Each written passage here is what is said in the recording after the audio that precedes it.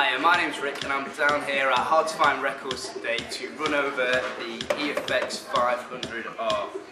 It's basically a tiny little effects unit that comes in at a really good price. It sits nicely underneath the Efx-1000, Pioneer's bigger brother effects unit. So basically what I'm going to do, I'm going to run through all the different effects you can do on the Efx-500 and how you can implement that into a set and the type of tricks you can get and generate from it. So the box is basically split up into two sections, what we kind of call time-based effects and then more manual effects. All the effects on this side are all based over time, so whether it be a delay, an echo, a pan, a flanger or a transform, they're all based over time and the time that's been put into it from the CDJ BPM mode. This side, more manual effects, so they consist of jet, zip, wah, ring and fuzz. They're all controlled manually over time with different parameters via the digital jog brake wheel. Another cool feature that we've got here that isn't on the Efx-1000 is the 0dB 3-band isolator, which basically means you can get 0dB kill on all your different frequency ranges. So to start with, I'll go through all the different time-based effects on the left-hand side of the Efx-500.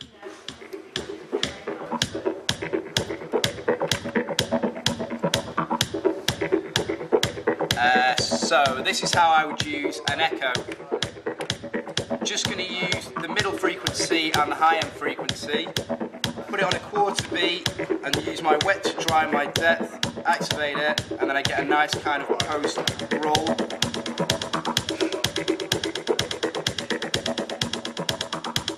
I put it on triplets, put it on quarter beats.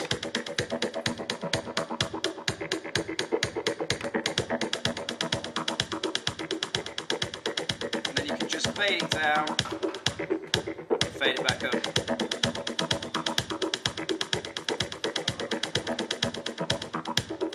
The difference between delay and echo is that delay isn't a post fade. Echo will roll off, delay will just drop back. So for example, if I put it on a quarter beat, you've got the... If you do that on an echo, it will roll off.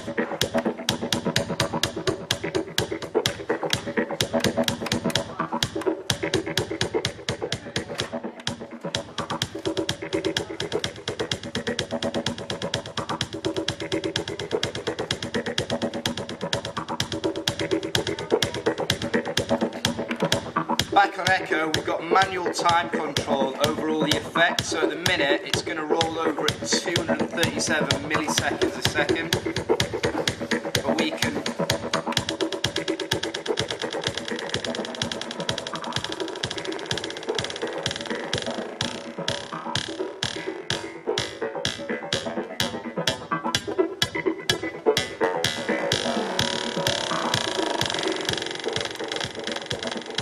and then I just moved it onto the third to get that post roll.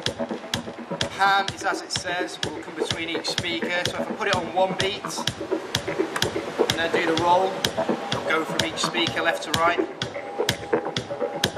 That'll roll over a quarter beat.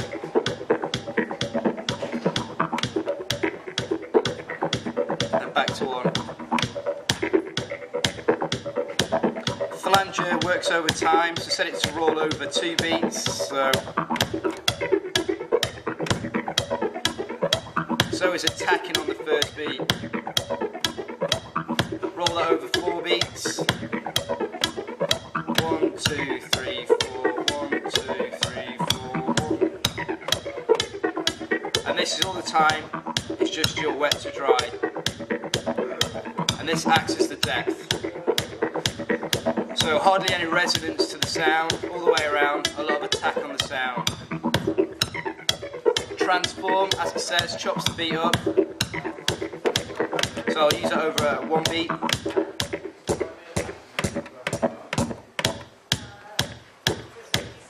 Put that onto quarter beats. If you just hit the button again, it will just lock it back in time. So if you hit it off time, for example, so it doesn't sound right, just hit it back on the beat, it'll bring it back into time. Quarter beats, pull the depth right round,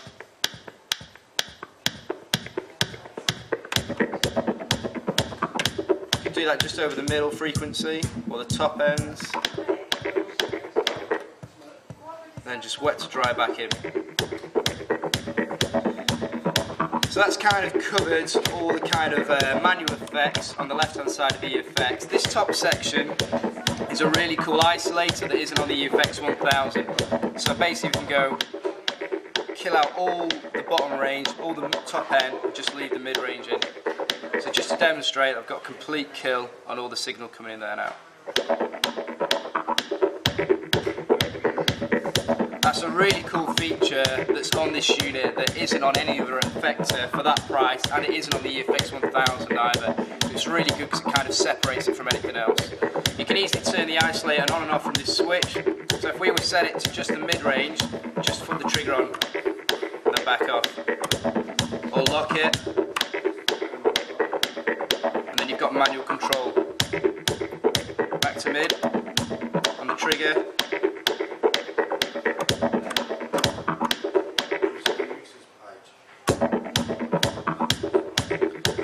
So if you started to incorporate the 0 dB isolator with the effects, with the digital time effects, you get some really nice rolls going on. So this here is our input. I always set that to 12 o'clock, and here's your output. I always set that to 12 o'clock. So that ensures that the signal won't degrade when it's coming in and out of the effects unit. So if we set up a delay, an echo,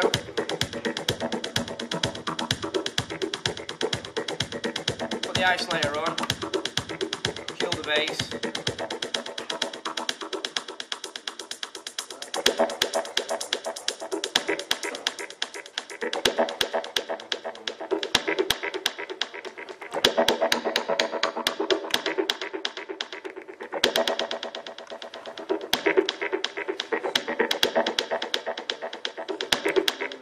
turn the echo off, and then you can just fade the track back in.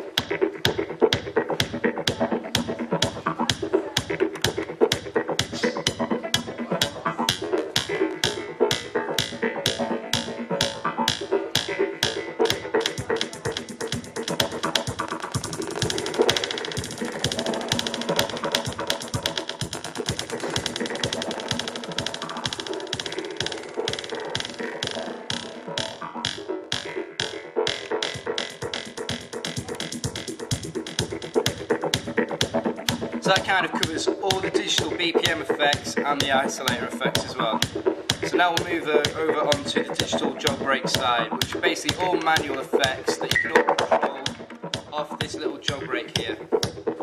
So really easy to activate. If we put a war on, which is Pioneer's filter, put the whole effect on, put the trigger on, put our depth to about 2 o'clock, we can then come up the frequency range. It's highlighted by this little digital jog brake meat here. I want you to know how to do that on, say, a wah. Those same rudiments work over a zip, a jet, ring, which is kind of ring modulation,